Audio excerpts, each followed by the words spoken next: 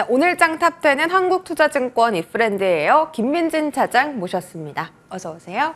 안녕하세요. 네, 차장님 반갑습니다. 자, 오늘 SK하이닉스, 삼성전자가 나란히 신고가를 달성했습니다.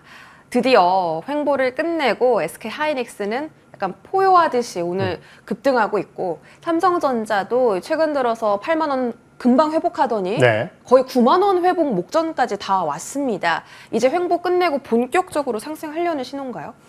제가 이제 이런 얘기를 좀 했어요. 네. 삼성전자 실적이 나오고 나서 네. 이제 실적은 삼성전자가 내는데 춤은 이제 SK하이닉스가 춘다. 이런 얘기를 제가 좀 했었는데요, 방송에서.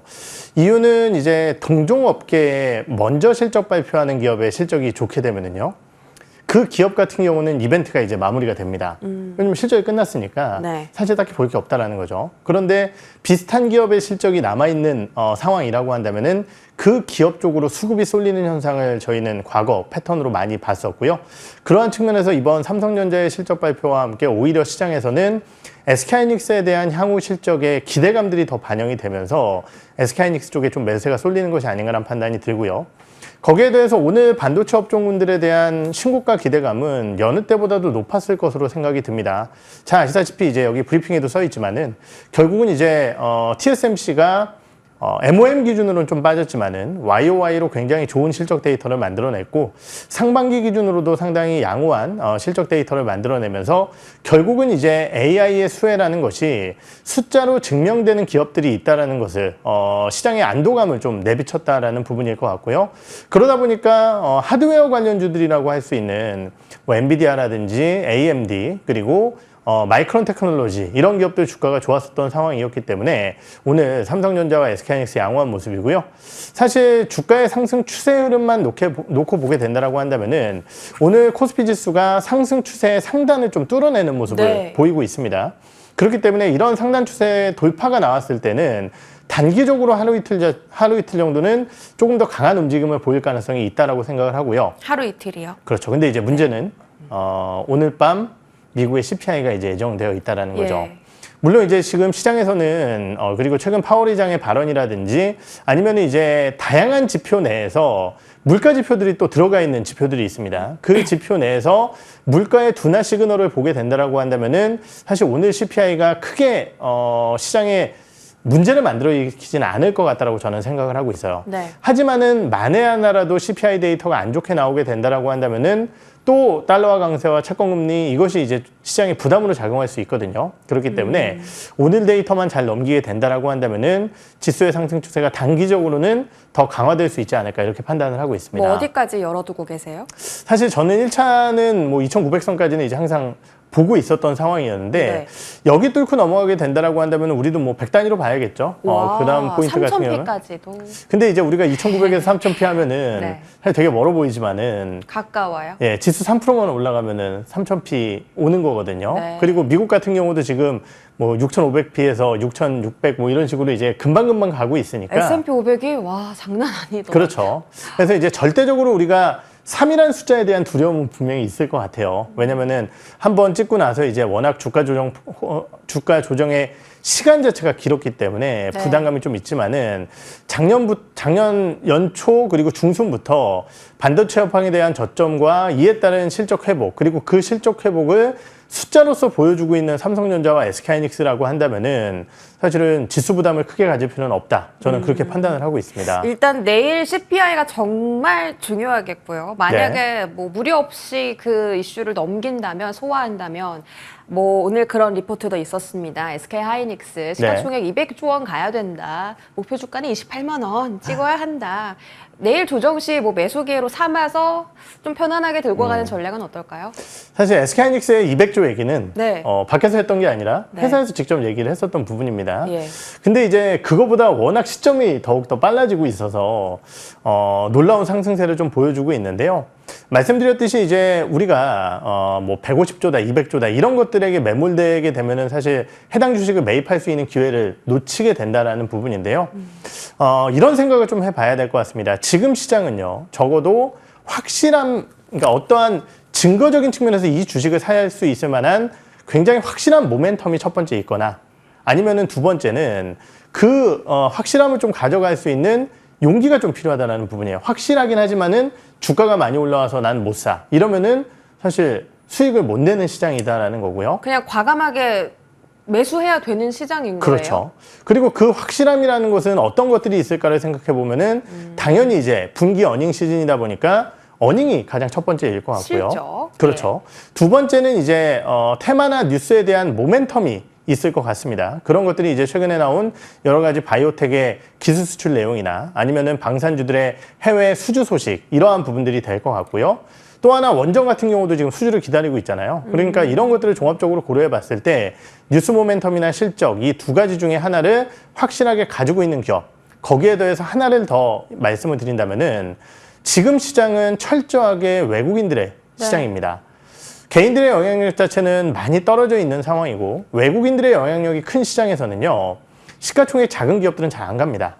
내가 아무리 좋은 기업을 찾았다고 하더라도 시장에 관심이 없으면 시세를 못 낸다는 얘기가 될 것 같고요. 그러한 측면에서 시가총액 상단 대형주들 이런 쪽으로 좀 투자에 대한 전략을 압축하시는 것이 좋으실 것 같습니다. 그래서 또 궁금한 점이 생겼어요. 드디어 그 코스닥 시총 큰 반도체 종목들 있잖아요. 네. 대표적으로 뭐 이오테크닉스, 리노공업, HPSP 같은 종목들이 사실 오랫동안 조정 받았잖아요. 맞아요. 근데 네. 최근에 또 바닥에서 강하게 올라오기 시작합니다. 근데 이게 확 올랐다 떨어지는 느낌이 아니라 추세를 되게 잘 지지한다. 이런 느낌으로 올라오다 보니까 가격적인 메리트가 그쪽에 또 있다고 볼 수 있어요. 네, 분명히 해당 종목군들 같은 경우도 지금 전공정 투자라든지 아니면은 앞으로 진행될 메모리 업체들의 실적 성장 이런 것들을 고려해 보게 된다라고 한다면은 시가총액 순서대로 당연히 종목군들을 좀 봐야 되지 않을까라는 판단이 들고요.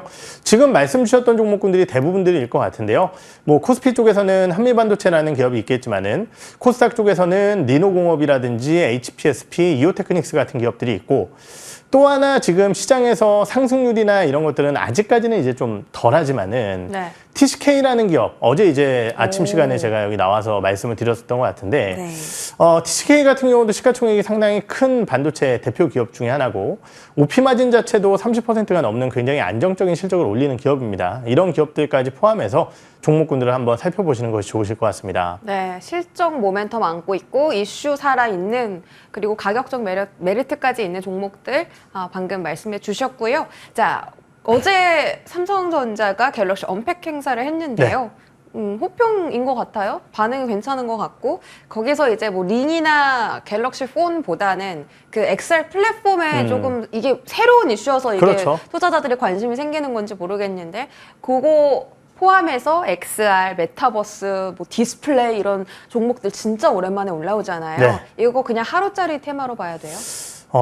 사실 참 어려운 부분입니다. 왜냐면은 정말 오랫동안 쉬었었던 테마이기도 하고 하지만 이제 또 삼성이 나서서 플랫폼까지 만들어준다라고 했을 때 거기에 들어갈 수 있을 만한 편입될 기업들에 대한 관심도는 여전하다라고 좀 판단을 해봐야 될 것 같은데 우리가 이제 메타버스 때도 느꼈지만 해당 기업들에 대한 실적은 사실 올라오지를 못했었거든요. 그렇다라고 한다면은 아직까지는 이제 확신을 가지고 해당 기업들을 중장기 투자하기에는 좀 어렵지 않나 이렇게 판단을 해봐야 될 것 같고요. 다만 이제 우리가 AI라는 것에 대한 확장력이 어디로 방향성을 틀 것인가를 판단해 보면은 많은 사람들이 생각하는 것이 결국은 로봇과 AI의 결합 그리고 컨텐츠와 AI의 결합 그리고 이러한 부분들을 바탕으로 한 XR 쪽의 확장을 많이 얘기하고 있다는 거죠. 그렇다라고 한다면 결국은 XR 컨텐츠를 만들어내는 기업들에 대한 관심도가 좀 높아질 수 있고 그러한 측면에서 봤을 때 오늘 상한가를 기록하고 있는 MP가 대장주 역할을 하고 있다는 것이 좀 이해되는 부분이 아닐까 이렇게 생각을 하고 있습니다. 네, 그럼 뭐 단기적으로는 접근이 가능하다라고도 볼 수 있을까요? 그렇죠. 단기적인 접근 자체는 유효하다고 좀 판단을 하고 있습니다. 알겠습니다. MP가 오늘 대장 종목으로 움직이고 뭐 라운텍이나 덱스터 같은 종목들도 두 자릿대의 상승이긴 한데 사실 너무 이제 바닥을 기다가 오랜만에 올라오다 보니까 접근이 살짝 어려운 건 또 맞습니다. 중장기적으로는 말고 이제 단기적으로는 이제 볼 수 있다 이렇게 정리해 보고요. 애플도 그 아이폰 16 판매 목표를 확대를 했습니다. 그래서 오늘 뭐 갤럭시 부품주도 잘 가지만 애플 부품주들도 이제 집중받기 시작을 해서 근데 이거 판매 회복된다 이런 거 이야기 처음 나온 이야기는 아니잖아요. 그렇죠. 뭐 얼마나 좋길래 계속 이렇게 꾸준히 이야기가 나오는지. 예. 네. 사실 이제 뚜껑을 열게 되면 오히려 이런 관련주들은 흔들릴 수 있다라고 저는 생각을 하고 있습니다. 네. 왜냐면은 가격도 비쌀 것이고요. 거기에 더해서 이제 지금 나타나고 있는 고금리와 인플레이션 상황, 거기에 더해서 떨어지고 있는 소매 지표, 그리고 이제 중국 내에서의 내수 소비라든지 아니면은 뭐 애국 소비 이런 네. 것들을 고려해 봤을 때 사실은 애플의 판매 기준점 자체를 너무 높게 잡을 필요는 없다라고 판단이 들어요. 네. 하지만은 또 반대로 얘기했을 때 이번 AI 탑재가 결국은 이제 기존 모델에 적용이 되지 않는다라는 점, 그리고 2020년, 21년도에 스마트폰이 워낙 많이 팔렸었기 때문에 그에 따른 교체 수요가 4년 정도 지나면 사실 나올 수밖에 없거든요. 그러한 측면에서 수요를 높게 잡는 것 자체는 이해가 되는 부분이고요. 그에 따른 주가의 상승은 사실은 오히려 출시 전에 좀 극대화될 가능성이 높다고 예. 판단합니다. 뭐 출시하고 실적 공개하면 오히려 좀 실망 매물이나 세론 뉴스로 좀 작용을 맞아요. 해서 좀 매물 출회가 일어나는 경우가 많으니까요. 네. 그래서 지금 뭐 추세가 좋은 LG이노텍이라든지 네. 아니면은 이제 뭐 PI 첨단 소재 같은 경우도 한 번씩 말씀을 드렸었던 것 같은데요. 이런 기업들 뭐 관심 있게 여전히 지켜봐야 될 것 같고요. 뭐 LG 디스플레이나 이런 기업들이 올라오는 것은 사실은 이제 여기 써 있어서 제가 한번 말씀을 드렸는데 맞아요. 정말 오랫동안 이 못난이 주식이었던 기업들은 예. 흑자 전환이라는 게 굉장히 강한 모멘텀이긴 합니다, 분명히. 그런데 제가 이제 경험적으로 봤을 때는 한 번 실적이 흑자 나왔을 때보다 2번 연속 실적이 흑자 나왔을 때 훨씬 더 높은 상승률을 많이 보이게 된다는 거죠. 그렇기 네. 때문에 한 번 흑자 이후에는 약간 쉬어갈 수도 있습니다. 계절적인 부분도 그렇고요.